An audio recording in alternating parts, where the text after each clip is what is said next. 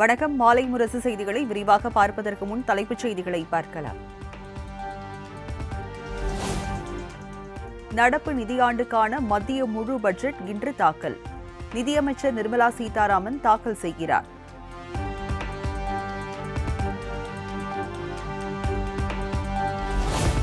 இன்று தாக்கல் செய்யப்படும் மத்திய பட்ஜெட்டில் முக்கிய புதிய அறிவிப்புகள் வெளியாக வாய்ப்பு. வருமான வரி விலக்கு உச்சவரம்பு உயர்த்தப்படுமா எனவும் நடுத்தர வர்த்தகத்தினர் எதிர்பார்ப்பு.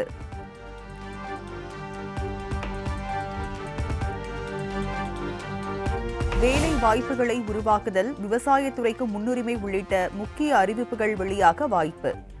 மத்திய பட்ஜெட் தமிழ்நாட்டு தொழில்துறையினருக்கும் நிம்மதியையும் நம்பிக்கையையும் அளிப்பதாக இருக்க வேண்டும் என அனைத்து தரப்பினரும் எதிர்பார்ப்பு.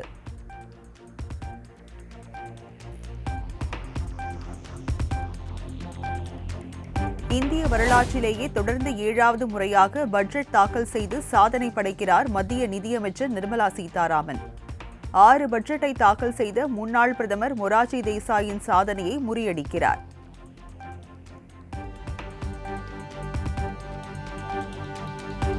இன்று தாக்கல் செய்யப்படும் மத்திய முழு பட்ஜெட் அடுத்த 5 ஆண்டுகளுக்கான வழிகாட்டியாக இருக்கும். கடந்த 5 ஆண்டுகளில் இந்தியாவின் பொருளாதாரம் 8% அளவுக்கு வளர்ச்சி கண்டுள்ளதாகவும் பிரதமர் மோடி பெருமிதம்.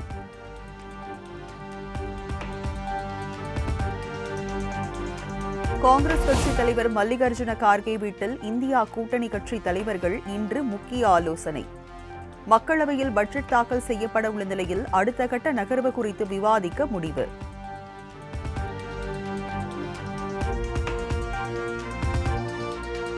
முதலமைச்சர் மு.க.ஸ்டாலின் வரும் 26ஆம் தேதி டெல்லி பயணம். 27ஆம் தேதி பிரதமர் மோடி தலைமையில் நடைபெறும் நிதி ஆயோக் கூட்டத்தில் கலந்து கொள்கிறார்.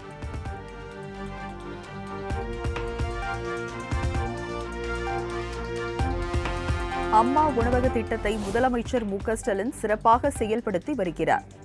பேதம் பார்க்கும் பண்பு எப்போதும் இல்லை என எதிர்க்கட்சித் தலைவர் எடப்பாடி பழனிசாமிக்கு திமுக பதிலடி.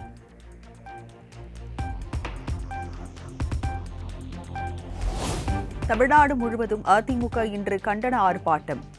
மின் கட்டண உயர்வை திரும்பப் பெற வலியுறுத்தல்.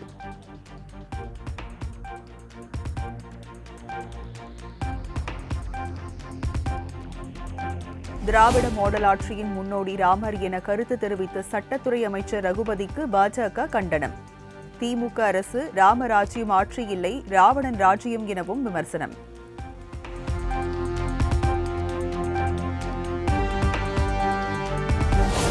சென்னையில் 5500 பேர் பங்கேற்ற Hexaware dream runners of marathon மக்கள் நல்வாழ்வுத்துறை அமைச்சர் மா. சுப்பிரமணியன் தொடங்கி வைத்தார்.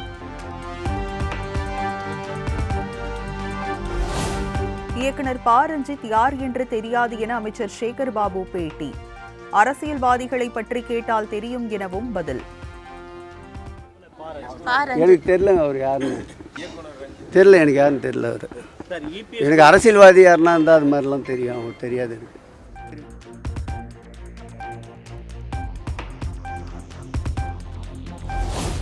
வங்கதேசத்தில் இருந்து 2வது நாளாக தாயகம் திரும்பிய 82 மாணவர்கள். சென்னை விமான நிலையத்தில் அமைச்சர் செஞ்சி மஸ்தான் கைகுலுக்கி வரவேற்றார்.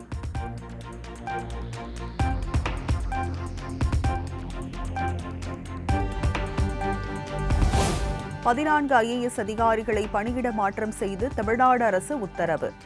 பெரம்பலூர் மாவட்ட ஆட்சியராக இருந்த கற்பகம் நகராட்சி நிர்வாக இணை செயலாளராக பணியிட மாற்றம்.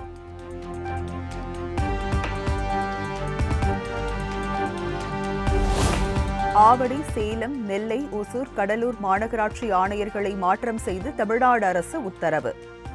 ஆவடி மாநகராட்சி ஆணையராக கந்தசாமி IAS நியமனம்.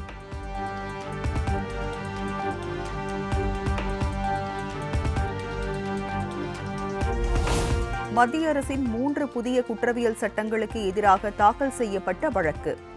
மத்திய அரசு பதிலளிக்க சென்னை உயர்நீதிமன்றம் விதித்த காலக்கெடு இன்றுடன் நிறைவு.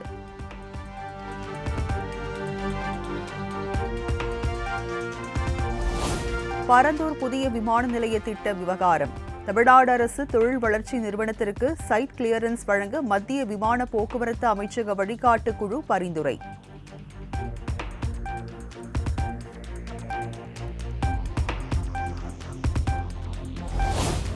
சட்டவிரோத பணப்பரிமாற்ற வழக்கில் ஜாமீன் கோரி செந்தில் பாலாஜி தாக்கல் செய்த மனு. உச்சநீதிமன்றத்தில் நாளை மீண்டும் விசாரணை.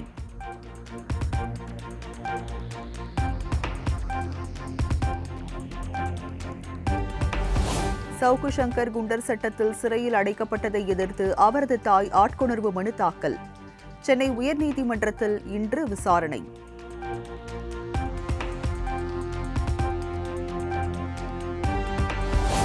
கள் விற்பனைக்கு விதித்த தடையை நீக்குவது குறித்து ஏன் மறுபரிசீலனை செய்யக்கூடாது? தமிழ்நாடு அரசுக்கு சென்னை உயர்நீதிமன்றம் கேள்வி.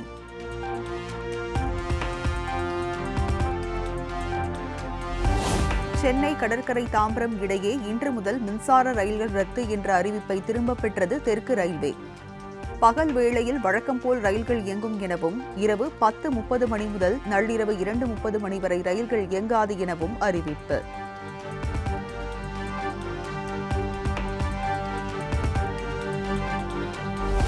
தேனி மாவட்டத்தில் 2ஆம் போக நெல் சாகுபடி அறுவடை பணிகள் தீவிரம். தொடர்ந்து பெய்த பருவமழையால் இந்த ஆண்டு மகசூல் அதிகரித்துள்ளதால் விவசாயிகள் மகிழ்ச்சி.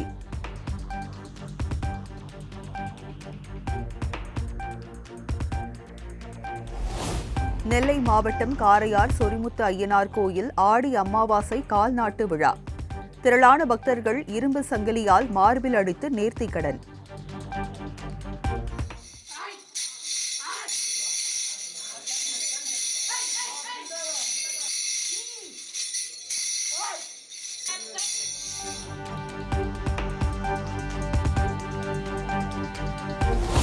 தமிழ்நாட்டில் இன்று முதல் வரும் 28ஆம் தேதி வரை மிதமான மழைக்கு வாய்ப்பு. புதுச்சேரி மற்றும் காரைக்கால் பகுதிகளிலும் மழை பெய்யக்கூடும் எனவும் சென்னை வானிலை ஆய்வு மையம் கணிப்பு.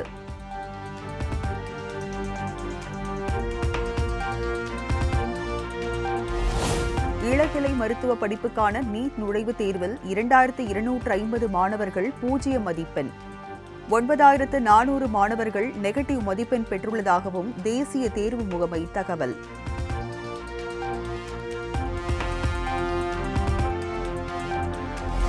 தமிழ்நாட்டை தொடர்ந்து கர்நாடகாவில் நீட் தேர்வை ரத்து செய்ய கோரி தீர்மானம். தீர்மானத்திற்கு முதலமைச்சர் சித்தராமையா தலைமையிலான மாநில அமைச்சரவை ஒப்புதல்.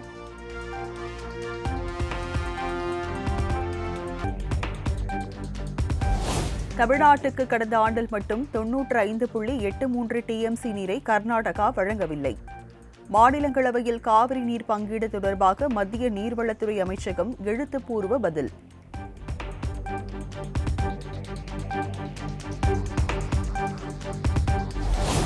நாளை கூடுகிறது காவிரி மேலாண்மை ஆணையத்தின் 32வது கூட்டம். தண்ணீர் விடுவிக்கப்பட்ட விவரங்கள் குறித்து விரிவாக விவாதிக்கப்படலாம் என தகவல்.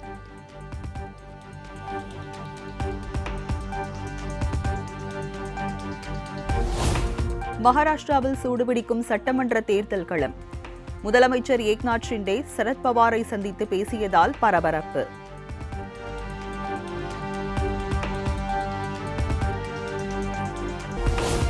திருச்சி அணிக்கு எதிரான TNPL T20 கிரிக்கெட் தொடர் 14 ரன்கள் வித்தியாசத்தில் சேப்பாக் சூப்பர் கில்லிஸ் அபார வெற்றி.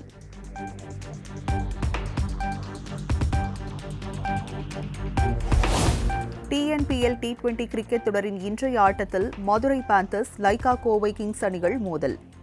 போட்டி நெல்லை கிரிக்கெட் மைதானத்தில் இரவு 7:15 மணிக்கு தொடங்குகிறது.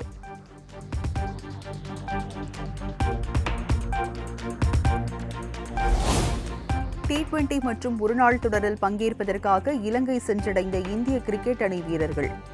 முதல் T20 போட்டி வரும் 27ஆம் தேதி தொடங்குகிறது.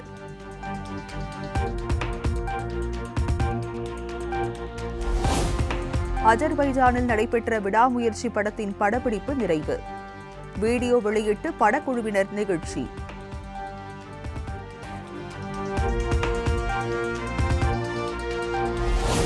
அருள்நிதி நடிப்பில் உருவாகியுள்ள டிமாண்டி காலனி 2 திரைப்படம் ஆகஸ்ட் மாதத்தில் வெளியீடு.